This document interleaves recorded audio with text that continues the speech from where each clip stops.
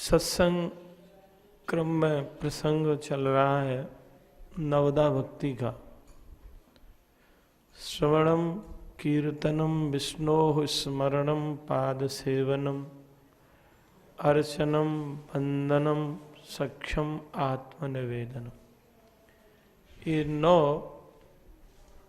प्रकार से भगवान की भक्ति की जाती है। ये 9 अंग भक्ति के बताए हैं श्री प्रहलाद महाराज ने। श्रवण भक्ति प्रथम भक्ति है। श्रवण मंगलम श्रीमदाततम भुवि गृणन्ति ते भूरिदा जना।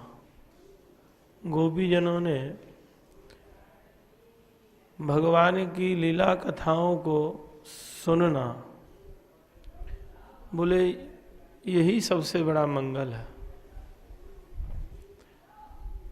परम मंगलकारी हैं भगवान की कथाएं, और फिर इनको श्रद्धा से सुना जाए तो भगवान उनके हृदय में निवास करते हैं। शृण्वतां स्वकथां कृष्ण पुण्य श्रवण कीर्तन हृद्यंतस्थो ह्यभद्राणि विधनोति सुहित सदा। श्रद्धा से गोविंद की श्री लाडली लाल की कथाओं को सुनते हैं मनोयोग से, तो उससे लाभ क्या होगा? हृदयंतस्थो है भद्राणी। हृदय में जो जितने अभद्र हैं, दोष हैं, कलमश हैं, उन सब का नाश हो जाएगा। कृष्ण विधनोति। श्री कृष्ण यहाँ इस श्लोक में करता है कृष्ण, और विधनोति क्रियापद है। श्री कृष्ण ही उसके कलमशों को धो देते हैं। बोले ऐसा क्यों करते हैं? बोले विधनोति सुहित सताम।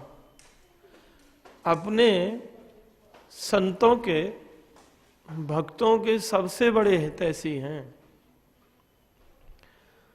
अब भाई जो हितैषी होगा, जिससे उसका प्रेम है, वात्सल्य है, उसके अंदर दोष कैसे रहने देगा? कैसे गंदगी रहने देंगे ठाकुर जी? हैं? भक्त भी यही चाहता है कि दोष दूर हो जाएं, सो ठाकुर जी का निरावरण साक्षात्कार हमको प्राप्त हो जाए। दोष जब तक हैं तब तक भगवान के स्वरूप का साक्षात दर्शन जीव को प्राप्त नहीं होता। इन दोषों को दूर करने के लिए भक्त लोग प्रार्थना करते हैं। तुलसीदास जी कहते हैं, यह हृदय भवन है प्रभु तोरा, ताहां आए बसे बहु चोरा। यह हृदय तो प्रभु आपका घर है, और आपके घर में चोर घुस गए आपके रहते हुए। यह तो आपकी ही बदनामी है। किसी मिनिस्टर के घर में ही, मान लीजिए रक्षा मंत्री के घर में ही चोर घुस जाएं, तो फिर रक्षा किसकी होगी? उसी स्वयं की रक्षा नहीं है। तो ये हृदय तो ठाकुर जी का भवन है, जो भक्त के रक्षक हैं, पालक हैं, हितैषी हैं। तो फिर वो चोरों को कैसे रहने देंगे? चोर रहेंगे तो भक्त की संपत्ति को लूट ले जाएंगे। काम, क्रोध, मद, मोह, मात्सर्य, लोभ, ये 6 चोर हैं। या जिनकी इंद्रियां बहिर्मुखी हैं, ये मन बहिर्मुख है, ये भी चोरी करते हैं। जीव की चेतना को हरण करके और बाहर फेंक देते हैं, जिससे वह जीव भगवान से विरत होने लगता है, भगवान की स्मृति छूटने लग जाती। ये इंद्रियां भी चोर का काम करती है, मन भी चोर का काम करता है। मन लोभी मन लालची, मन कामी मन चोर, मन के मते न चालिए ये पलक पलक में, और एक एक क्षण में ये गिरगिट की तरह रंग बदलता रहता है मन। इस पर कभी विश्वास ना करके सतत साधन परायण जीव को रहना चाहिए। तो देखो, जो श्रोता कथा सुनता है ना, सुनने मात्र से ही दो भक्ति उसकी पूरी हो जाती है, श्रवण और स्मरण। जब वो कथा सुनता है तो उसको स्मरण भी होता है, भगवान की लीलाओं का चिंतन होता है साथ साथ में, तभी तो बैठा रहेगा घंटों सुने। तो श्रवण स्मरण श्रोता को सुनने मात्र से दो भक्ति के अंग उसके संपन्न हो जाते हैं, और जो वक्ता कथा कहता है उसके 3 अंग भक्ति के पूर्ण हो जाते हैं, श्रवण, कीर्तन और स्मरण। वक्ता जब कहता है तो जिस कथा को, लीला को वह स्मरण करता है, उसके स्मृति पटल पर भरे वो आएगा तब वह कहेगा, तो कहना क्या है, कीर्तन हो गया। फिर वक्ता ही सबसे बड़ा श्रोता भी होता है, वह स्वयं सुनता भी है। तो वक्ता के 3 अंग भक्ति के सहज में हो जाते हैं। जो जितना उत्तम श्रोता होता है वही उत्तम वक्ता भी बनता है। दत्त चित्त होकर के मनोयोग से यदि केवल श्रवण करे, महापुरुषों के चरण सानिध्य में बैठ करके अभिमान आदि को त्याग करके, संत मिलन को चालिए तज माया अभिमान, ज्यों ज्यों पग आगे धरे कोटिन यज्ञ समान। साधु संग के लिए जो ही जीव चलता है अभिमान छोड़ करके जाना चाहिए। लेकिन माया के से तात्पर्य मद, श्री ऐश्वर्य का मद होता है जीव को, उसको भी छोड़ के जाना चाहिए। दैन्यता पूर्वक सत्संग में बैठना चाहिए। तो श्रवण भक्ति ही शेष सब अंगों को प्रदान कर देगी। सुनोगे तो कीर्तन भी होगा, कीर्तन में निष्ठा बढ़ जाएगी, भगवान के श्रवण में निष्ठा बढ़ जाएगी। श्रवणम कीर्तनम विष्णो स्मरणम पाद सेवनम, भगवान की सेवा में रति हो जाएगी, उनकी पूजा में रति हो जाएगी। अर्चनम, भगवान की अर्चना, आरती, पूजा, भोग लगाना, सब अर्चन में। वंदनम, भगवान की वंदना करना, बार बार उनको प्रणाम करना, यही भक्त लोग करते हैं। भगवान ने कहा सततम कीर्तयन्तो माम यतन्तस्य दृढ़व्रताः नमस्यन्तः माम भक्त्या नित्य युक्ता उपासते। भगवान के भक्त कैसे उपासना करते हैं? सततम, सतत कीर्तन करते हैं, यत्न करते हैं, प्रयास करते हैं कि भगवान का विस्मरण न हो जाए और भगवान का सतत स्मरण बना रहे। इसके लिए सदैव यत्न करना चाहिए, और सबसे बड़ा यत्न है भगवत स्मरण सदैव बना रहे, सत्संग करता रहे, सत्संग ना छोड़े, श्रवण करे तो निश्चित रूप से स्मरण बना रहेगा। सततम कीर्तयन्तो माम यतन्तस्य दृढ़व्रता, दृढ़वृत्ति होता है भगवान का भक्त, दृढ़ता के साथ वह सत्संग सुनता है। हम लोग आलस्य प्रमाद कर जाते हैं, इसका तात्पर्य अभी सत्संग की भूख नहीं, प्यास नहीं है, एक लालसा नहीं है।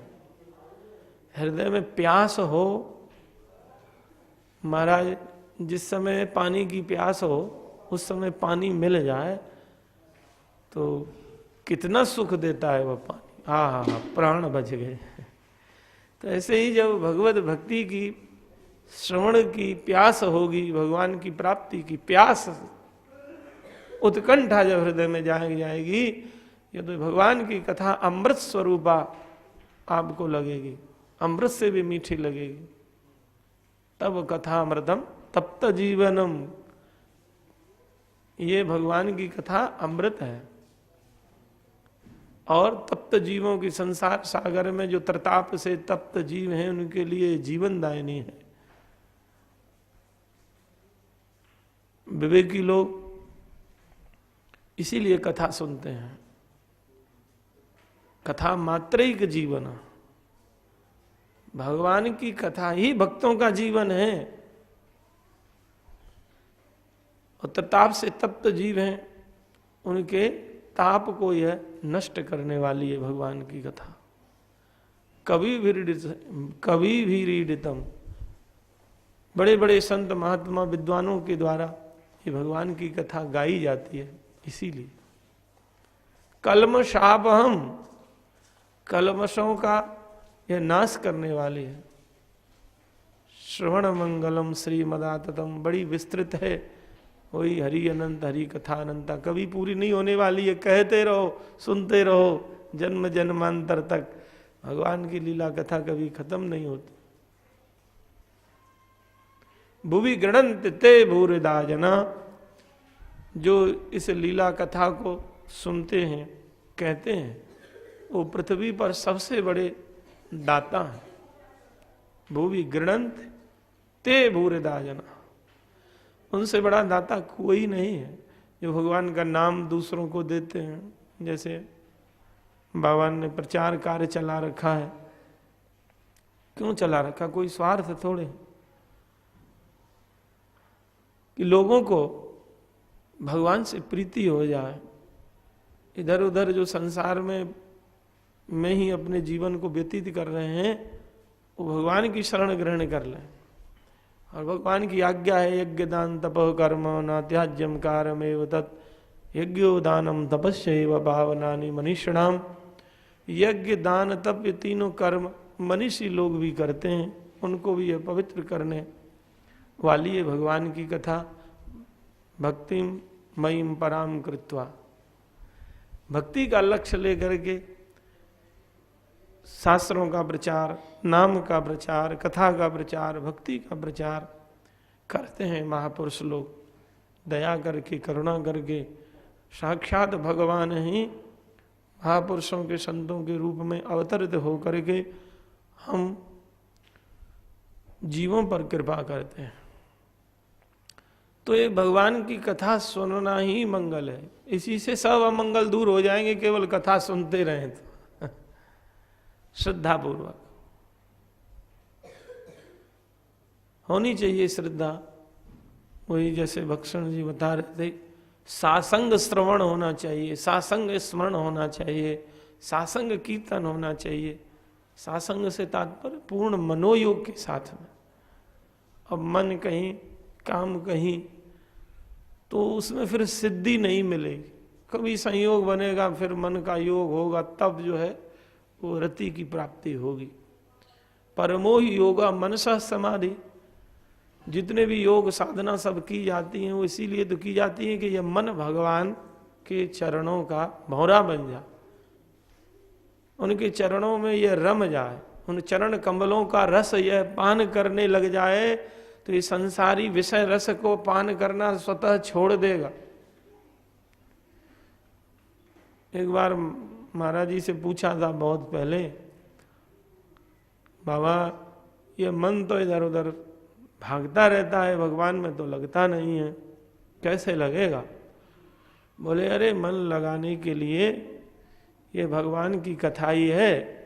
भगवान की कथा सुना करो, ध्यान से सत्संग में बैठा करो, धीरे धीरे मन लगने लग जाएगा।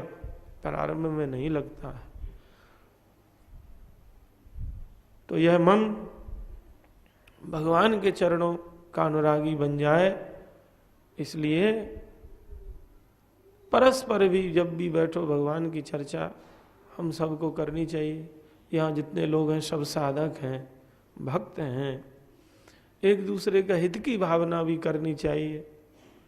सबसे बड़ा हित इसी में है कि जीव भगवत स्मरण करे, भगवत कीर्तन करे, समझाए, परस्पर भी बोध कराना चाहिए।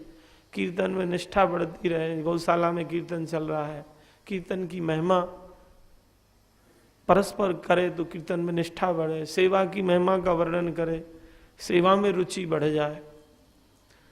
तो परस्पर हम सब लोगों को एक दूसरे का हित चिंतन करते रहना चाहिए। जब हम परस्पर अच्छी बातें करेंगे तो मन के अंदर अच्छाइयाँ आने लग जाए, मन अच्छा हो जाए।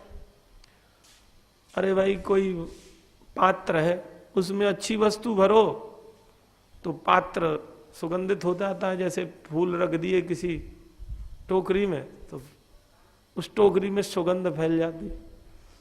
फूल ना रहने पर भी पता लगता है कि इसमें फूल रखे गए, अच्छी वस्तु रखी। एक टोकरी में कचरा मल भर दिया, भंगी भंगी जैसे भरते हैं, वो मल ना भी रहे तो टोकरी में मल की दुर्गंध रहती। तो इस हृदय में मल नहीं भरना चाहिए। असद चर्चा ग्राम्य कथा से बचना चाहिए। भगवान की चर्चा अधिक से अधिक करेंगे तो यह हृदय रूपी जो पात्र है, घर है, ये अच्छाई से भर जाएगा, सुगंध से भर जाएगा। तो श्रवण भक्ति के जो आचार्य हैं श्री परीक्षित जी महाराज, श्रवण भक्ति के आचार्य परीक्षित जी महाराज एक क्षण में सर्वस्व त्याग दिया और गंगा किनारे पहुंच करके सब संतों के चरणों में गिर गिर करके क्या कहते हैं कि आप मुझको विष्णु गाथा गोपाल की कथा सुनाओ। मुझको क्या करना चाहिए? बोले श्रोतव्य कीर्तितव्य से स्मर्तव्य से इच्छिता भयम। सुखदेव जी कहे कि श्रवण करो, भगवान की कथा का श्रवण करो, कीर्तन करो, यही जन्म लाभा पर बुंसा मनते नारायण स्मृति, यही जीवन का परम लाभ होगा, जीवन की सार्थकता होगी कि भगवान का स्मरण करते रहें जीवन पर्यंत और अंतिम समय में भी। अंतिम समय में भगवान की स्मृति बनी रहे, भगवान की याद आए, इसके लिए सावधानी पूर्वक हमको कोई भी दिन भगवत चिंतन के बिना, स्मरण के बिना, स्वाध्याय के बिना नहीं व्यतीत करना चाहिए।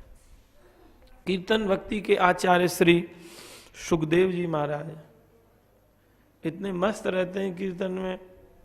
कीर्तन माने हरिनाम कीर्तन, कथा कहना, ये सब कीर्तन के अंतर्गत आता है। कि महाराज जब श्री जी का नाम लिया तो मूर्छा 6.5 मास की, 6 महीने की उनको समाधि लग गई सुखदेव जी। इतने मस्त डूब करके कथा कहते हैं और डूब करके ही स्मरण चिंतन करते रहते हैं। तो गहवर वन की कथा मान लीला की हम लोग सुनते हैं, श्रवण भक्ति है ना, तो कथा सुनना चाहिए। तो एक बार गहवर वन में श्री ठाकुर जी सखी सहचरियों के साथ में, श्री जी के साथ में निकुंज भवन में विराजे हुए हैं। ब्रज लीला के 4 भेद रसकों ने किए हैं। ब्रज लीला, कुंज लीला, निकुंज लीला, निभृत निकुंज लीला। तो ब्रज लीला में तो सबका प्रवेश रहता है। नंद बाबा, यशोदा, गोपी, ग्वाल, अष्टमहासखियां, सहचरियां, इस सब का उसमें प्रवेश है ब्रज लीला में। जैसे गोवर्धन लीला है, दान लीला है, वहाँ ग्वाल वाल भी रहते हैं भगवान के साथ। गिरिराज लीला के समय नंद यशोदा सब हैं। और निकुंज लीला में केवल सखी सहचरियाँ, कुंज लीला में सखी सहचरियाँ रहती हैं श्री जी ठाकुर जी की सेवा में। और निकुंज लीला में केवल अष्ट महासखियाँ और श्री जी ठाकुर जी विराजते हैं। 8 महासखियाँ उनकी सेवा में तत्पर रहती हैं, अपनी अपनी सेवा का सब दायित्व निर्वहन करती हैं। कोई पंखा जलती है, कोई सैया तैयार करती है, कोई दूध आदि तैयार करती है, कोई प्रसाद तैयार करती है, कोई अन्य अन्य सेवाएं, सबकी अलग अलग जो सेवाएं उनको करती हैं। और निवृत्त निकुंज में केवल राधा माधव विराजते हैं। श्री जी ठाकुर जी एक दूसरे को लाड़ लड़ाते हैं। यहाँ पर हम रह रहे हैं, ये चारों प्रकार की लीलाओं का यह क्षेत्र है श्री गहवरवन धाम। यहाँ ग्वाल वालों के साथ दान आदि लीला करते हैं शांकरी गली में भगवान। निकुंज लीला, कुंज लीला में गोपी और सखी सहचरियों के साथ गहवर में लीला करते हैं श्री ठाकुर जी। और निवृत्त निकुंज की लीला भी श्री गहवरवन में श्री ठाकुर जी करते हैं, दोनों विराजते हैं लाल ललना। तो चारों लीलाओं की ये भूमि है श्री गहवरवन धाम, जहाँ हम लोगों को वास दिया है श्री किशोरी जी ने कृपा करके। और यहाँ रह करके श्री ठाकुर जी के नाम का चिंतन, लीला का चिंतन न हो तो यह दुर्भाग्य ही है। उसमें भी साक्षात श्री जी के स्वरूप श्री बाबा महाराज का सानिध्य प्राप्त हम लोगों को है। समय समय पर क्या प्रतिदिन हमको चेतावनी देते रहते हैं, मनोरोगों को, विकारों को दूर करते रहते हैं, स्वस्थ करते रहते हैं, कचरा को निकालते रहते हैं। प्रकृति है जीव की, विकार आना स्वाभाविक है। अनादि काल से यह जीव गंदगी में रहा है, तो गंदगी की ओर दौड़ने का इसका स्वभाव है। लेकिन महापुरुषों का जब सानिध्य प्राप्त करता है जीव, तो सहज में उन विकारों से, गंदगियों से छुटकारा मिल जाता है। तो एक बार श्री गहवरवन में श्री ठाकुर जी को नृत्य श्री राधा रानी सिखाती हैं। और ठाकुर जी नृत्य सीखते हैं। एक पद है, नचवत सिखवत पिय को प्यारी। प्यारी श्री राधा रानी जी ठाकुर जी को नृत्य करना सिखा रहे हैं। वृंदावन में रास रचो है शरद रेन उजियारी, या अमित इंद उजियारी, ऐसा भी पाठ मिलता है। वृंदावन से तात्पर्य वो पंचकोशीय वृंदावन नहीं, सब गहवरवन, कामवन, नंदग्राम सब वृंदावन के अंतर्गत ही है। वो केवल 5 कोश में ही वृंदावन सीमा को सीमित नहीं किया जा सकता। सखी जन ताल मृदंग बजा रही हैं। ताल मृदंग उपंग बजावत प्रमुदित है सखी सारी। आनंदित होकर के सब सखी सहचरियां अपने अपने वाद्यों को बजा करके सहयोग कर रही हैं। ठाकुर जी नाच रहे हैं। मान गुमान लकुट लिए ठाड़ी डरपत कुंज विहारी। श्री किशोरी जी नृत्य सिखा रही हैं तो लकुट हाथ में लिए हुए हैं, और ठाकुर जी डर रहे हैं कि कहीं त्रुटि हो गई तो डंडा हाथ में है किशोरी जी के, तो डर रहे हैं कुंज विहारी कि सब एकदम अभिनय ठीक ठीक होना चाहिए। लेकिन करें क्या, ठाकुर जी के नेत्र श्री किशोरी जी के मुखमंडल पर मड़राने लगे, नेत्र रूपी भौरा। तब नृत्य की जो मुद्रा थी वो सब गड़बड़ा गई। बार बार श्री किशोरी जी संकेत करती हैं, ऐसे करो, ऐसे करो, ऐसे करो। अब वो ऐसे वैसे करना सब भूल गए। श्री किशोरी जी को ही निहारने लगे। अब भला श्री किशोरी जी के दर्शन के बाद अब मन कहाँ जाए। असली ठिकाना था वो मिल गया ठाकुर जी को। अब इधर उधर कौन नृत्य की कलाएं करे। बीना वेणु नूपुर धुन बाजत खग मृग दिशा विसारी। उस समय जब बीणा वेणु बज रहे थे, श्री जी की मधुमती बीणा, ठाकुर जी का वेणु, और सखी सहचरियां भी सब सिद्ध हैं, सब वाद्य बजाना जानती हैं। कोई ऐसा नहीं कि ठाकुर जी बांसुरी बजाते हैं, वो भी बांसुरी बजाती हैं, मृदंग बजाती हैं, बीना बजाती हैं। तो जब ये लीला होने लगी तो खग मृग पक्षी जितने गहवर वन के थे सब की सुध बुध बिसर गई। वही वेणु गीत में, भागवत में 21वें अध्याय में आता है ना, प्रायो विहंग बतांग विहंगो प्रायो वतांग विहगो मुनिया। प्राय इस वृंदावन में जो पक्षी रह रहे हैं ये सब साधारण नहीं है सखियो, ये सब मुनि हैं, बड़े बड़े महात्मा हैं, बड़ी बड़ी तपस्या करके यहाँ आए। ऐसे नहीं है पक्षी ब्रज के, साधारण पक्षी नहीं है। और जब भगवान की वेणु और लीला दर्शन करते हैं, अपलक नेत्रों से दर्शन करते हैं पक्षी लोग, कि कहीं एक भी लीला एक छूट ना जाए, एक क्षण भी भगवान की छवि को हम भूल ना जाए।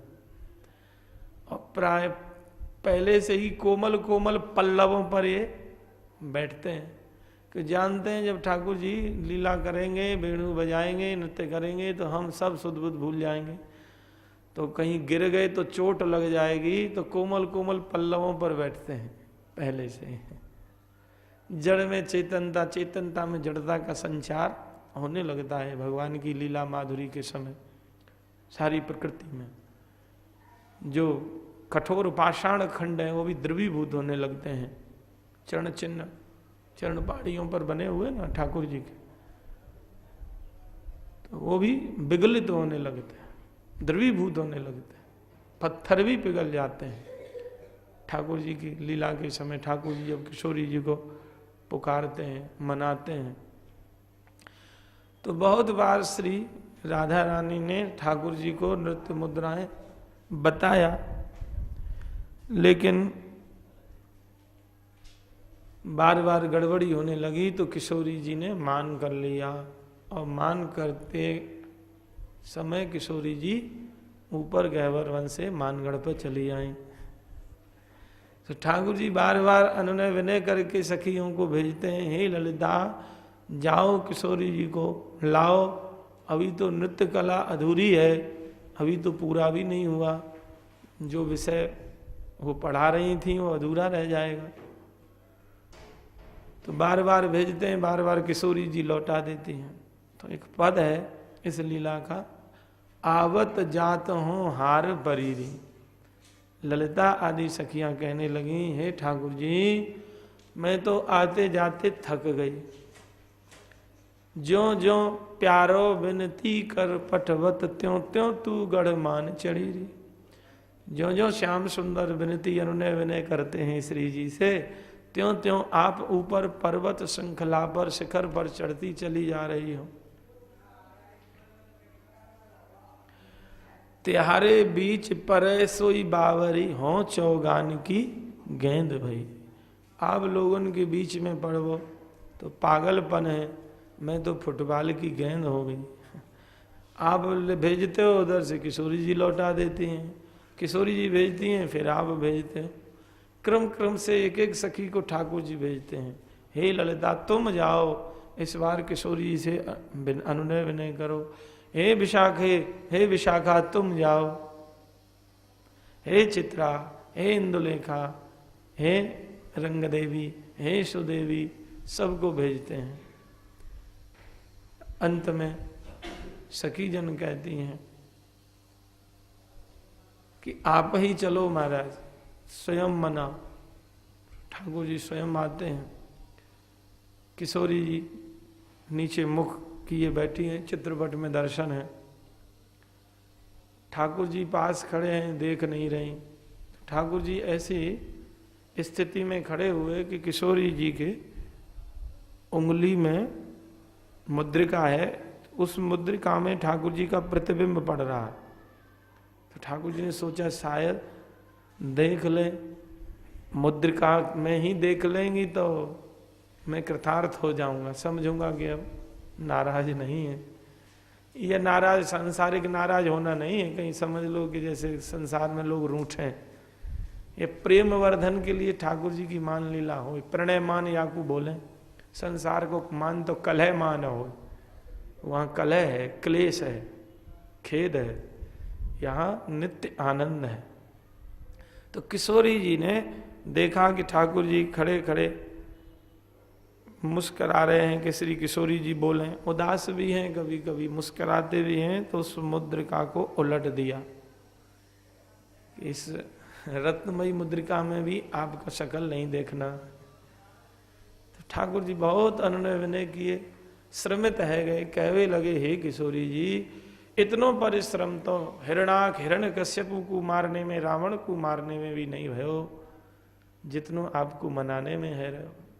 फिर सोचे कहा करूं, कौन उपाय करूं किशोरी जी प्रसन्न है जाए।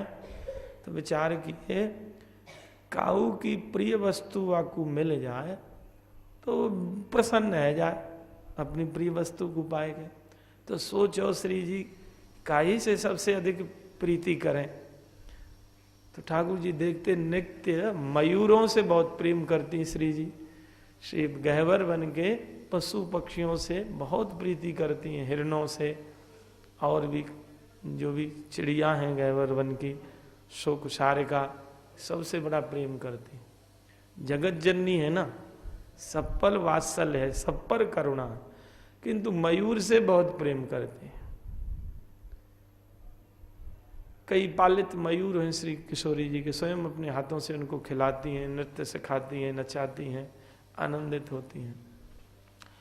तो श्री ठाकुर जी मानगढ़ से जाए के सामने वाली शिखर मोरकुटी पे मयूर बन के और राधे राधे पुकारने लगे मयूर की आवाज में, और बड़ी करुणा के साथ नेत्रों से झरझर अश्रु बह रहे। तो वो करुणा भरी ध्वनि श्री किशोरी जी के कर्ण कोहरों में टकराई। कहाँ? मानगढ़ में आकर के। तो तुरंत करुणा उमड़ पड़ी। तो जितनी करुणा है संसार में श्री जी की करुणा है, और तो करुणा की सिंधु है, करुणा की सिंधु किशोरी, हरि करुणा के सागर, करुणा की सिंधु किशोरी। बड़ा सुंदर कीर्तन है बाबा का। तो करुणा उमड़ पड़ी, अरे ललिते ललिते, ये देखो कौन पुकारा, लगता है ये कोई आर्त पुराणी है, इसके आवाज से, स्वर से लग रहा है कि ये कोई दुखित है, इसको कोई कष्ट है। तो ललिता जी जाती हैं, देखा हे किशोरी जी, एक मयूर सामने वाली शिखर पर नृत्य कर रहा है और अश्रु बहाता हुआ वह आपको पुकार रहा है। अरे उसको लगता है कोई कष्ट है, पीड़ा है। तुरंत मान छोड़ दिया। वो करुणामयी किशोरी जी दौड़ पड़ी और मयूर को जाकर के गोद में ले लिया, अंक में ले लिया, हाथ घुमाने लगी मस्तक पर। अब उस मयूर का सौभाग्य ठाकुर जी का, धन्य हो गए ठाकुर जी। क्या हुआ बताओ तो, बताओ तो। ठाकुर जी और रोए, नेत्रों से अश्रु ही वंदना। अंत में कहा कि यही कष्ट था कि आपके ये करकमल हमको नहीं प्राप्त हो रहे थे, आपकी अंक गोद प्राप्त नहीं हो रही थी, यही सबसे बड़ा कष्ट था। तब तो किशोरी जी प्रसन्न हो गई, ठाकुर जी भी प्रसन्न हो गए, ठाकुर जी का दुख दूर हो गया। फिर वहाँ सखीजन नृत्य भी कराती हैं श्री जी, ठाकुर जी का नृत्य का, मयूर नृत्य का वहाँ दर्शन भी है। एक कथा संत के मुँह से इस प्रकार भी सुनी कि किशोरी जी का एक पालित मयूर है, उस मयूर की भी सखीजन किशोरी जी से निवेदन करके श्री ठाकुर जी के साथ प्रतियोगिता कराती हैं। तो दोनों ठाकुर जी भी मयूर बन के नृत्य कर रहे हैं और श्री जी का मयूर भी नृत्य कर रहा है। सखियों का विनोद कि कौन विजयी होता है, निर्णायक श्री ललिता जी को बना दिया। तो नृत्य करते करते श्री किशोरी जी के कृपा पात्र मयूर की विजय श्री हो गई। सब सखियां ताली बजा करके व्यास स्वामिनी की छवि निरखत हसत हसत दे दे ताली, ताली दे के हंस रही हैं और आनंदित हो रही हैं।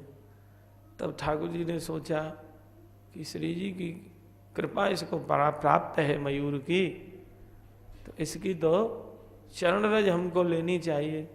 नाचते समय एक मयूर पिच्छ गिर जाता है उस मोर का, तो भगवान उस श्री जी के कृपा पात्र मयूर के पंख को अपने मस्तक पर धारण कर लेते हैं।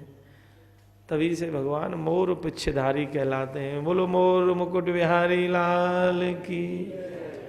अब याकू कभी नहीं मैं छोड़ूंगा, यानी जो श्री जी की कृपा प्राप्त कर ले हैं उन जनन को, तो ठाकुर जी उन जनन को ना है, उनकी पाखन को, अधो अंग की पंख को भी अपने मस्तक पे धारण कर लें।